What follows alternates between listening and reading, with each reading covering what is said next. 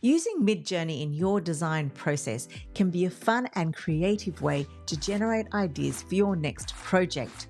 MidJourney version 6 is making it easier for us to get the visual results that we want to create, and the technology is developing quickly. However, you might have noticed there's a bit of a learning curve.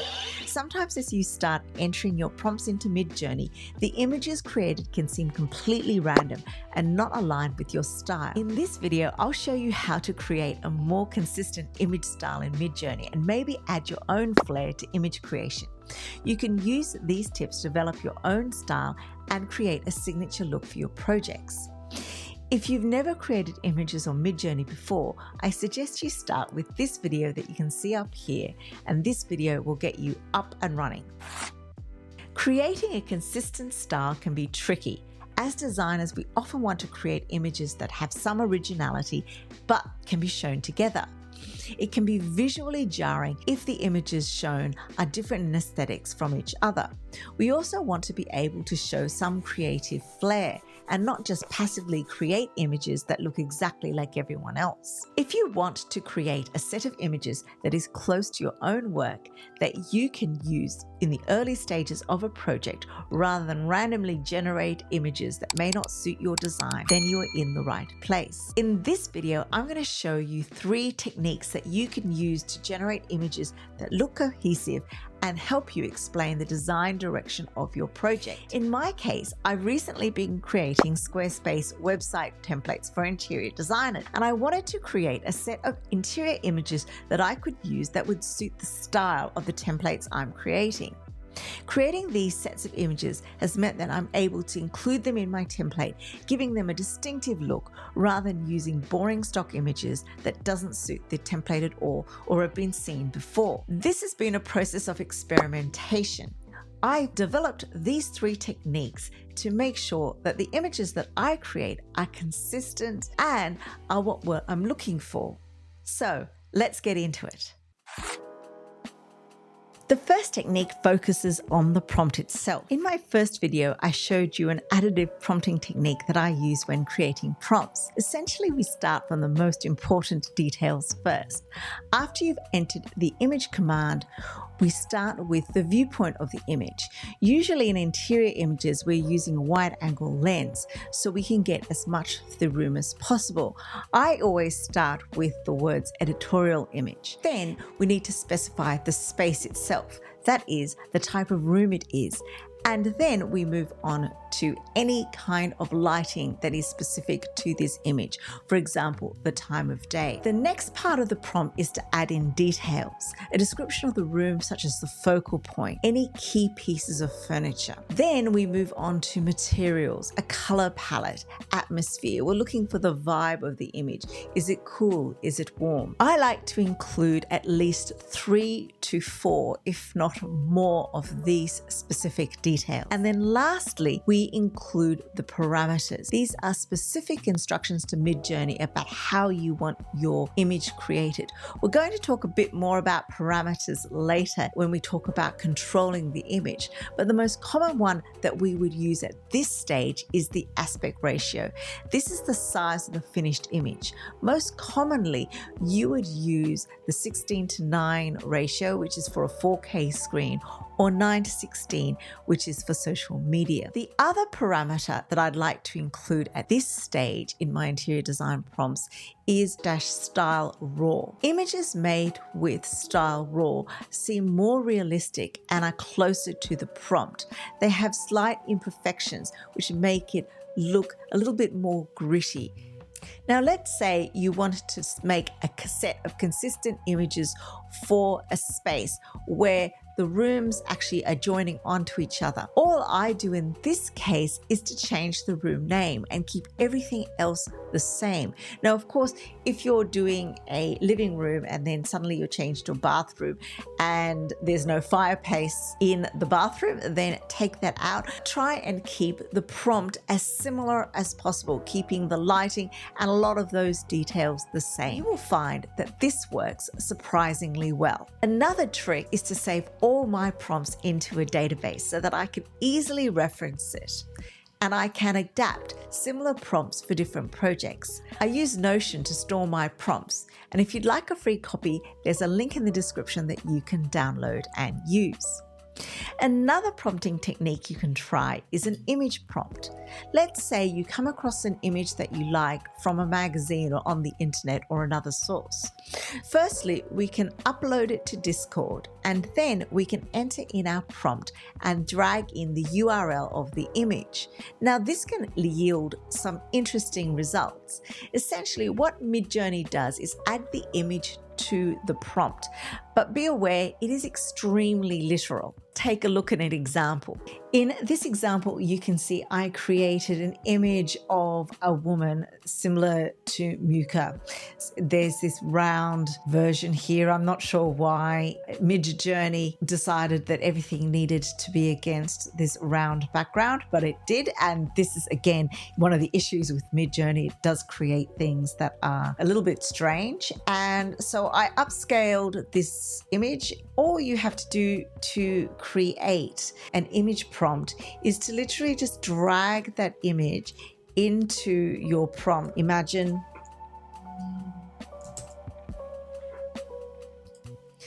and all I can do is drag that in here and then hit enter. Now I can then add in my prompt. So what I actually did is I created a prompt that said a bedroom, and it came up with this. So you can see that round detail is here. You have a woman here. So if I wanted to create an image just of a Muka inspired bedroom, I suddenly have this woman. So this is the limitations of just using an image prompt. It can yield some interesting results. Do something similar using the style reference parameter. Let's talk about this a little later when we talk about parameters in general. The second technique that we're going to use is different commands. So you'd be familiar with the imagine command, but we can also try another command, which is the describe command. I talked a little about this in the first video, and the good news is that MidJourney released in early February 2024 an improved version of the describe command. With this command, you can upload images or paste in links and then create prompts that are informed by these images. This is a really good way to actually understand how MidJourney sees descriptions, and then you can use them to analyze your prompts yourselves and improve their descriptions, trying to note what MidJourney has found important. Let's jump into the screen share and take a look. I found this image from Architectural Digest, and you can see here it's a living room. It's got a high coffered ceiling with a lot of timber detailing, some fans, a lot of natural light. You can see the details of the accessories on the bookshelf. They've got these black and white slipper chairs, and the cushions are red with black and white stripes. So all you have to do is type in describe and drag in the image. So if you just type in describe, you can see it's got two options, and you can then put in an image or a link.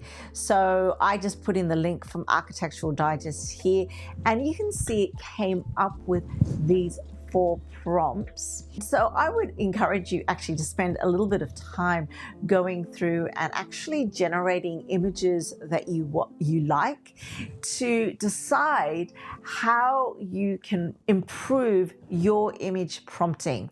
Actually then took this description and I changed the prompts a little bit more to get to the original image. So I literally copied it, and then instead of leaving it, so I did keep a living room Indian bungalow, I kept the timber bookcase, but instead of writing just blue and white porcelain, I said books, porcelain and other decorative items.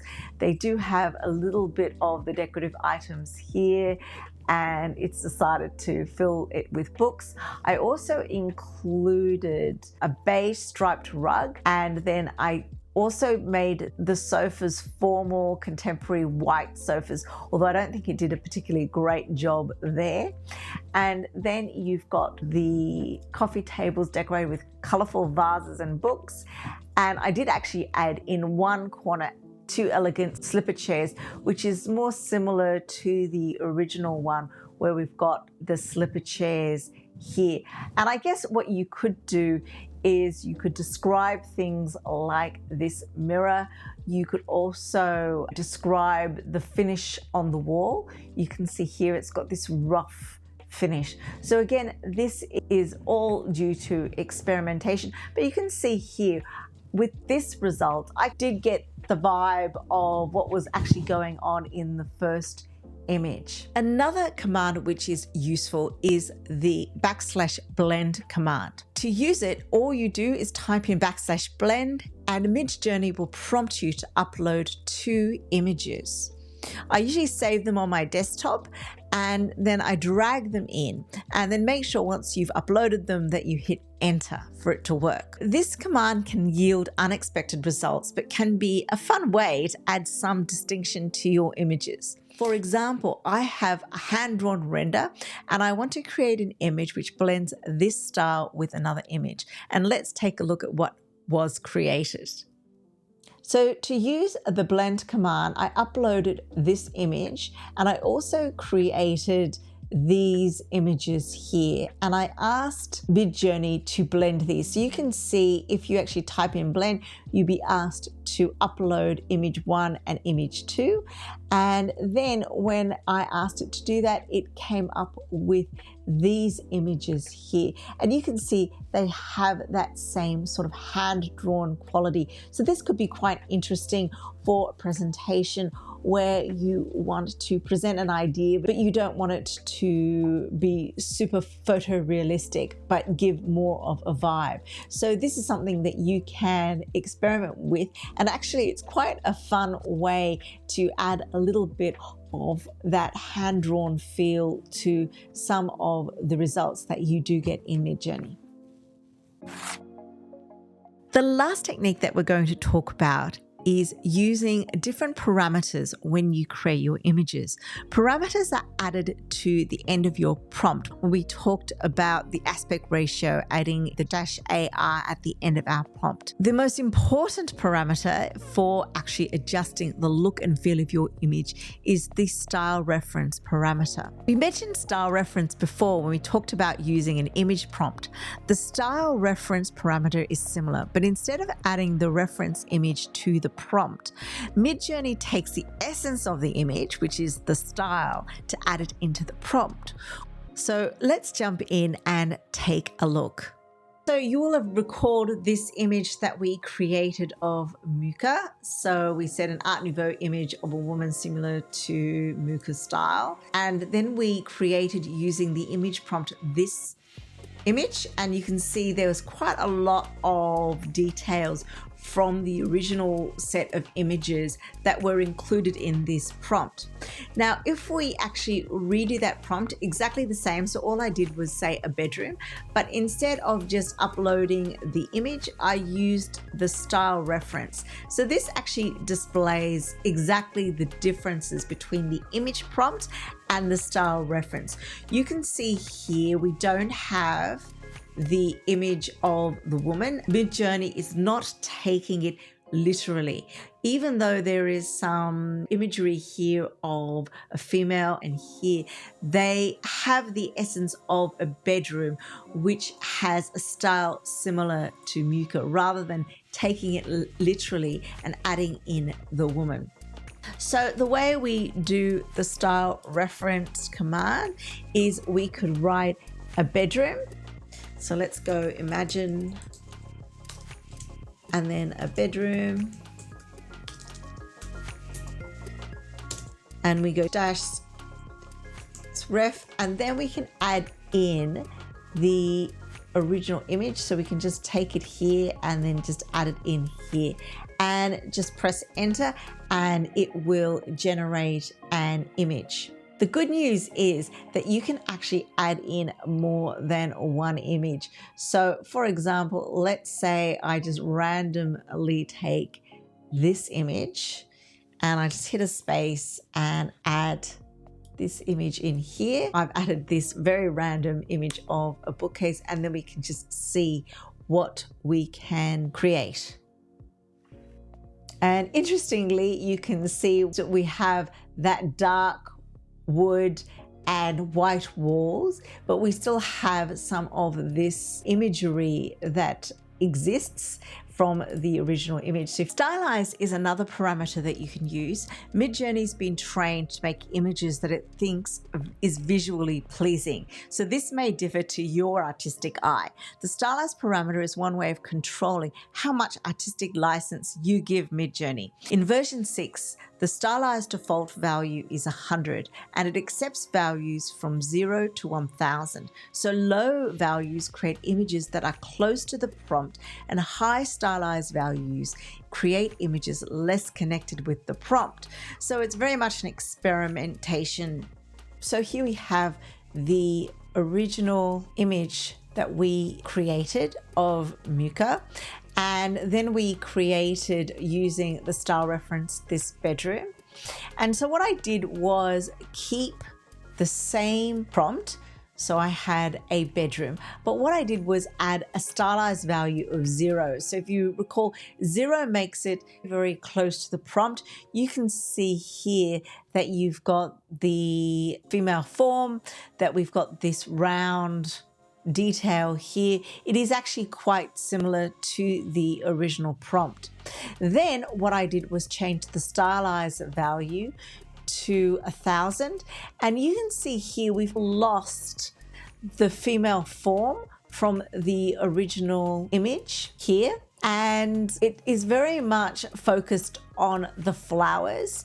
So again, this is a way that you can actually control the emphasis that MidJourney takes on the image that you're given. It's quite an interesting experiment to actually change these values and see the differences in the imagery that you can create.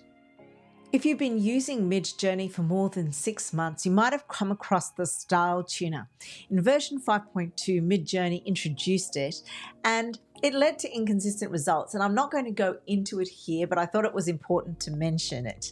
This tool has been superseded for the moment by the style reference parameter, and only works, as I said, in version 5.2.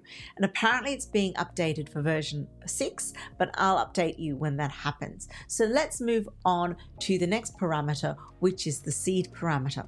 This again is an older tool, and its usefulness has also been superseded somewhat by the style reference parameter, but you can still use it. Essentially, a seed number is a number associated with an image as it's being generated. If you get the seed number of a particular image and you use the same prompt, you should be able to get a nearly identical final image. So the first step is to get the seed number. You'll have to head over to a particular job that you've run and send the MidJourney bot an envelope reaction. Let's take a look. So I got the seed from this job here. So you can do it by just clicking on it and then adding the reaction and finding the envelope emoji. And then you'll head over here into direct messages to find out the seed number as you were shown. I added in a prompt with the seed number, but I didn't copy this original prompt. And you can see it looks nothing like the original image. However, when I ran it again, I copied the exact prompt that we had here, and then I added in the seed number. The result is identical. Another parameter is setting the style weight. In MidJourney, you can use the range 0 to 1000. The default setting is 100. So you can set the stylization weighting with the parameter -SW. So here's an example. Again, using that original Muka example, I used it as the star reference number, but I changed the star weight to 0. So this means that MidJourney won't take much or any inspiration from this star reference number. Obviously, that you probably wouldn't use this number. The result is very far away from the original inspiration image. But if you look at the next example, where we've got the star weight of 1,000, which is the maximum number, MidJourney has taken the reference very closely to this image, and you can see the same details that we saw in the original image, foliate decorations, the hair of the female, and so on. Next up, we have the relative prompt weights. So this relates more to the prompt technique, but I'm mentioning here as we would use it in reference to the style reference parameter.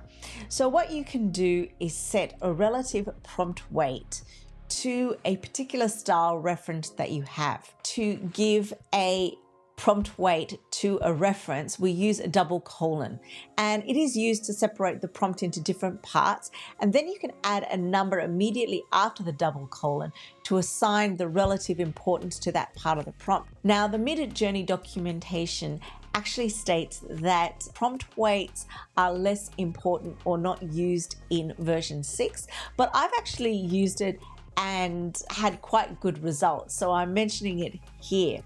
So essentially, you use the style reference parameter as normal. You put your URL and then you follow it with a double colon and then a weighting.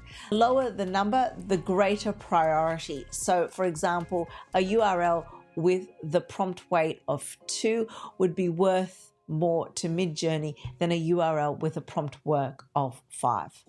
To demonstrate how the prompt weights work, I created this image here, and the prompt was a minimalist bedroom influenced by Muka. So then I grabbed the URL of this and I mixed it with the original prompt image that we used before, which was bedroom image here.